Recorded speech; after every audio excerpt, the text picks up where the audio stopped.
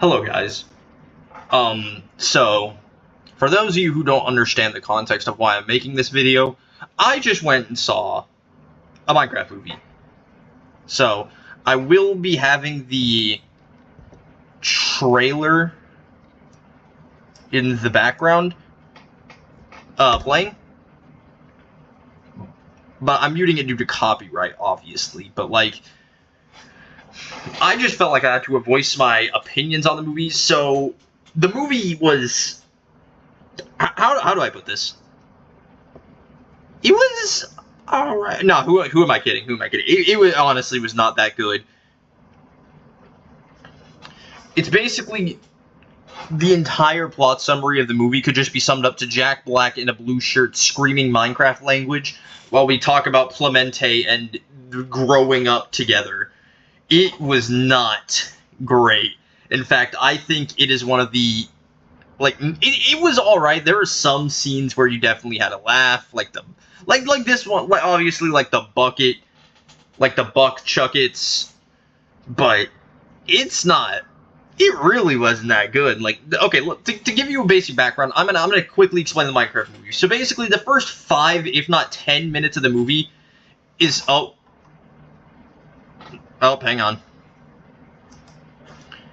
is exclusively just Jack Black background. It's basically like Jack Black yearned for the mines. He couldn't go to the mines.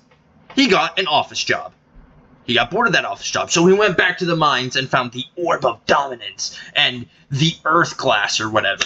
And then he popped that to both of those together, and boom, he opened a portal to the Overworld, where he then tamed a dog. He named... I'm trying to remember what he named it.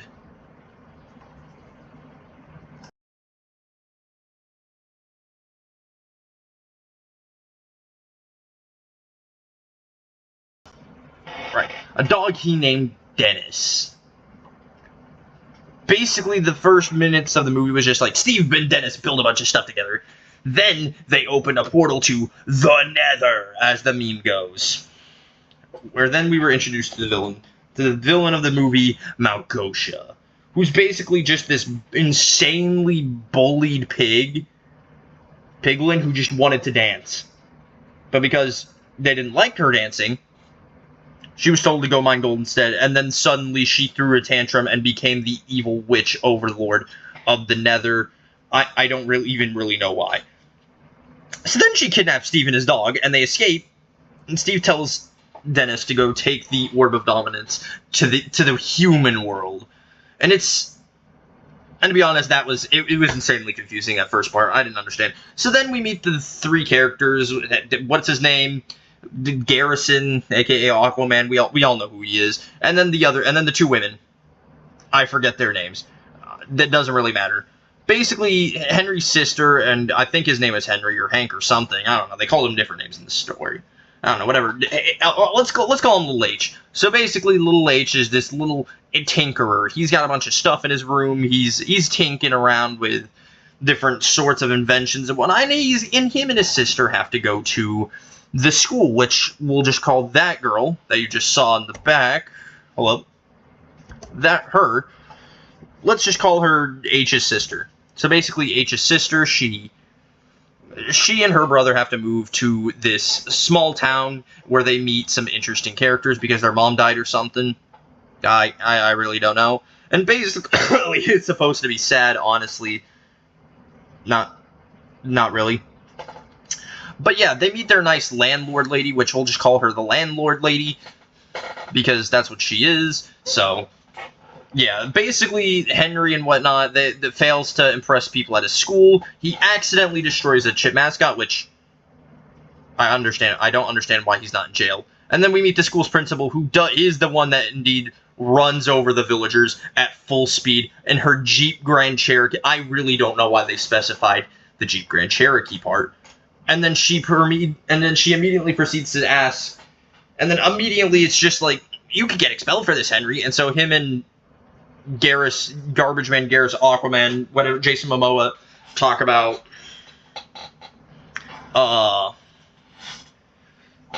like, they just talk about a bunch of stuff in the good old days where he was Gamer of the Year 1999 or something. He's stuck in the past. I still don't know. And then Henry discovers the Orb of Dominance, or Little H discovers the Orb of Dominance, and so they go to the, and so they, all four of them, go to the overworld, whereby immediately just even stepping into the world, it sends some kind of holographic alert over to Malgosha, who is immediately notified that the Orb of Dominance is back. Which, how? Do you just have, like, its magical presence, like, tuned into a bunch of blocks? What? I don't understand. Yeah, and so, basically, while they're in, basically, she sends Steve, who, after his dog escaped, who put the Orb of Dominance in the overworld, he is tasked by Malgosha to bring back the Orb of Dominance, or his dog would be killed. Because he doesn't know his dog is alive. So he's doing this for Dennis. And so it's revealed that when the other four stepped in the portal, a lone villager, a nitwit specifically, we can tell because he was wearing green, him and his went out into the real world and just started exploring. I don't even know why he was hiding behind a tree in the first place that led him to go there. I really don't understand. And so basically, he's in the overworld now, where he will eventually get run over by the principal's Jeep Grand Cherokee, and then they will fall in love. It is insanely confusing.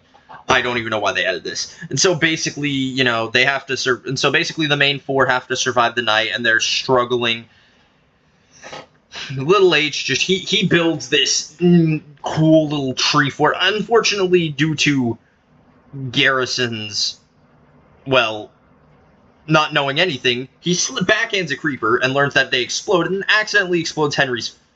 I think that his name's Henry, right? I really don't know. The H is fort, and so basically they're all curled up into a corner about to be eaten by zombies until Steve Man shows up.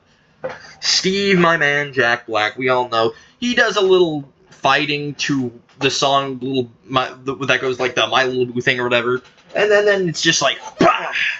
I am Steve. And it does the whole meme thing. I really don't understand. This movie is just a whole fever dream and a meme. But, like, this movie is insane, I think. And so, basically, after meeting Steve, he tells him that in order to go save the overworld, they need to head to the Woodland Mansion. And so before they do, they must gear up. So after doing a little singing song and whatnot and introducing them to the villagers, that's when we see the scene where he gets ran over by the Jeep Grand Cherokee. The villager in the real world gets hit by the Jeep Grand Cherokee, and him and the principal go on a date, and it's... I really don't want to talk about it. They go home and they do adult things, and it's not good. So back to Minecraft.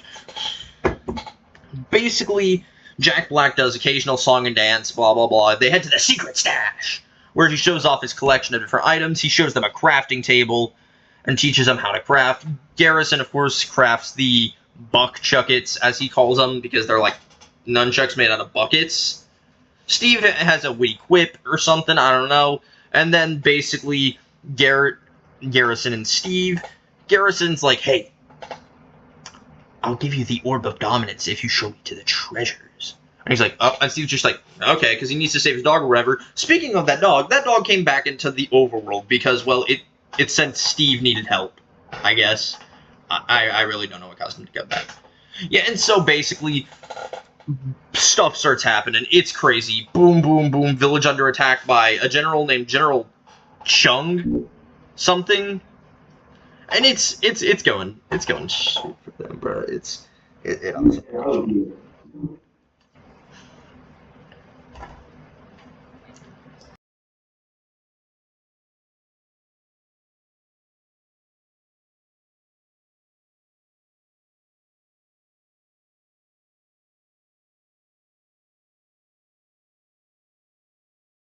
So anyway, basically the characters have to split up. All the guys go somewhere, and then all the females go somewhere, because the Piglins and General Chung, what's his name, gets their honestly, they get their butts whooped by an Iron Golem, and then the Tot Blaster.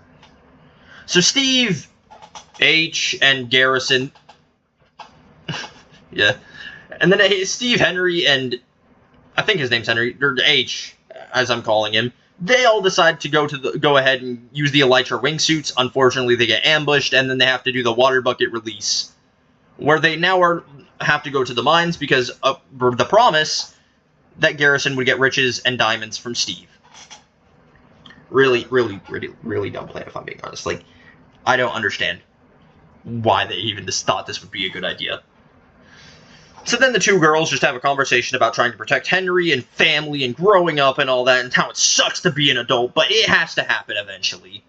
Oh, they also learn how to fight with, like, a hoe and a shovel for some reason, and both of them are made out of wood. I really don't understand. There's plenty of weapons on the ground from the piglins.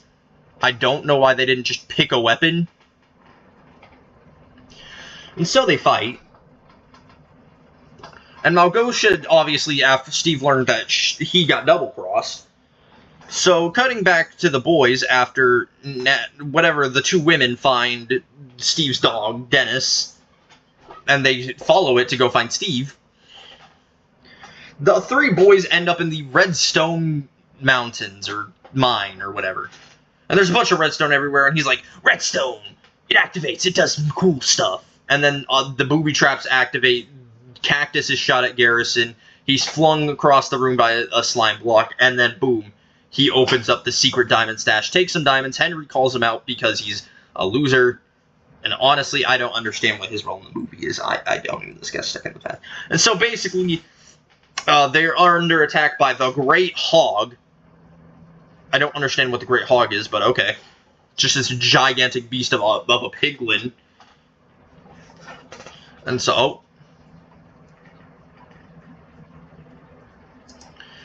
And so basically, it's just, it is insane. It is not good. Yeah, so basically, they do make it out after blowing up some creepers and doing a bunch of complicated redstone stuff.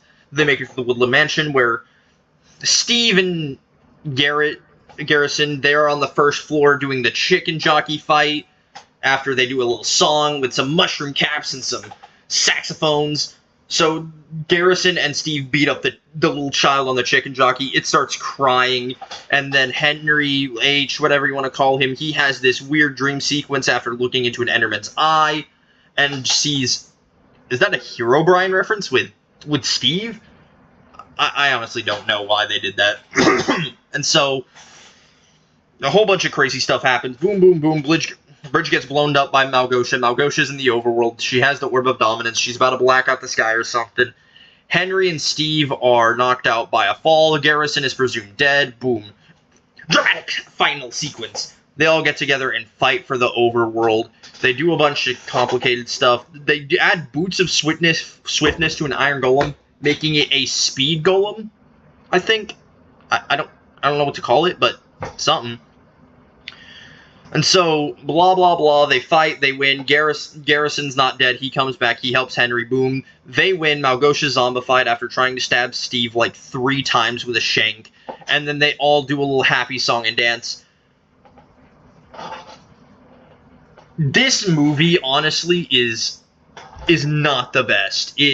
Some jokes landed, and some references were great. I genuinely shed a tear when it came to the Technoblade reference, which was basically a pig with the crown walking by, H asking Steve, "Is he a king?"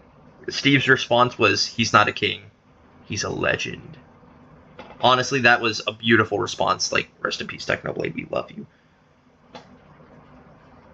But, in my opinion, the one best part about this movie was the freaking love story, because it's not ended yet. In a secret post-credit scene, and in the post-credit scene, ironically enough, they did not use any single Minecraft music. I'm sorry, guys, you didn't get revenge in the credits. I'm sorry, Dan CDM made a reference, a bunch of YouTubers made a reference in it. Jeb made an appearance, I don't know, but the love stories was the best part about this movie, honestly. So, at the very end, it's revealed that her husband Clemente has come back, and that he's the gym and / art teacher at Henry's school, and then suddenly the villager starts speaking English, and has taught the principal how to speak villager. Basically, what you take away from this movie is... Bro has some Elriz. He got his girl taken by, I kid you not, a villager. Like, how bad do you need to be, bro? How much... I already know he's working 5 jobs in the crummy town, but, like, really? So basically at the end they do all the song and dance and yeah, blah, blah, blah. Anyways, just, this movie... Just, it wasn't really the best, in my opinion. It didn't feel like a Minecraft movie. Like, sure, it told a story, it used Minecraft elements, it just didn't feel good. A lot of the, like, I feel like the uncanny villagers really helped it shape up. The Endermen looked good, but it's just, a lot of this just felt out of place. Certain characters speaking English, how the game functioned, it wasn't really good. Some of the jokes did land, most didn't. Most of the film was pretty much Jack Black singing in a blue t-shirt and then quoting Minecraft things. The one takeaway you should have from this movie, though, is that growing up, you don't have to be afraid. Yeah, that's kind of it. Just be creative. Don't be afraid. Anyways, guys, please remember to like and subscribe. Goodbye.